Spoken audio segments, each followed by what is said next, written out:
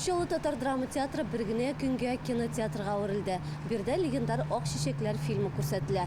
Билетлар инде көалдан ұқсатылып өткен шақырдашлар яңатыр фильмға сусаған.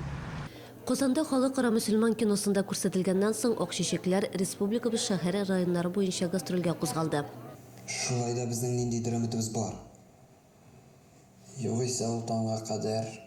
Табиблар дөньясы Гөлшәһидә Сафина һәм Мансур Тахиров мәхәббәте, эчке кичерешләр сюжет нигезендә нәкъ менә алар ята. Совет чоры табибларының хезмәте ул вакытта кыйммәтләрне бүгенге көн артистлары инде экранда гәүдәләндерде.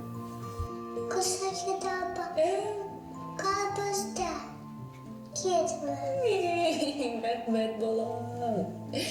Гөлшәһидә, мин тагы килермен, Мин задам сезне Гөлшәһидә.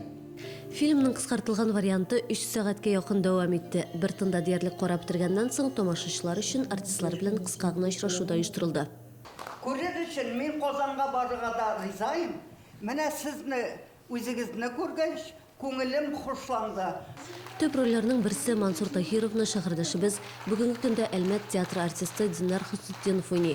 Ул безнең коллегабыз да. Динар 2нче гимназиядә укыган чагында ук безнең телеканалда тапшыру алып барды. Ок шешекләр фильмы аның өчен дебют. Кинода уйнау ошады ди ул. Мин дә менә нишендер Мансурны аңлыйм кебек. Үзем дә менә тормышта кайбер вакытта шулай эшлим кебек. Тыйла, шулай эшләр идем сыман. Шуның өчен кайбер вакытта инде хәзер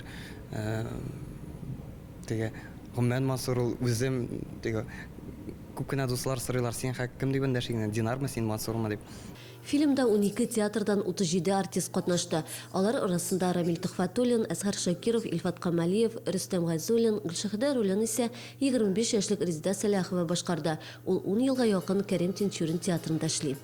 Иң мөһиме кинода табигылык сорый икән экран. Чөнки без инде ияләнгән театр артисты буларак, тамашачы ерак утыра, 25нче рәткә кадәр ишетелсен, икенче ярыска ишетелсен дип тырышып сөйләргә, күкрәк тавышы белән сөйләргә. Ә монда менә камера бурын төбендә үк булгач, инде артык тырышу да кирәкми, бары тик табигылык кенә сорый.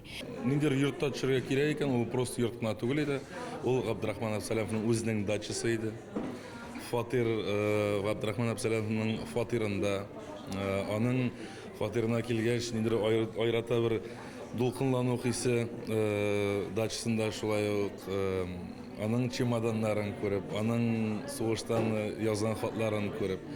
Фильм тамашачының күңеленә үтеп керде. Кино үзенне ошады, һәм икенче артистлар бик ошады. Как будто без алар белән бергә янәшә торганса, янәшә безнең белән барганса. Күңелгә бик ятты, бик зур рәхмәт. Менә мин монда Казаннан ук махсус килдем. Чөнки Казанда мин монда эләгә алмадым. Шундый ажиотаж булды диделәр. Мин махсус килдем, мин мондагы кичерешләремне аңлата алмыйм. Чөнки чыннан да менә яшьләр biz укыган әсәрне шул хәтле тормышчан итеп күрсәтәләр һәм бер бәләкәй генә әйбер әйтәсем килә. Хәзерге врачларга оят түгел микән моннан соң? Күңелемә үтеп керде, шул хәтле яхшы уйныйлар артистлар. Бик яхшы куелган, бик нык ошады. Сериалында Алла бирсә, карарбыз дип ишарам күребез дип. Ок шешекләрнең тулы вариантын ТНВ Яңа гасыр каналында карап булачак. Ул ноябрь аенда эфирга чыгарга тиеш. Ләйсән Ханова, Алексей Иванов, Яңалыклар.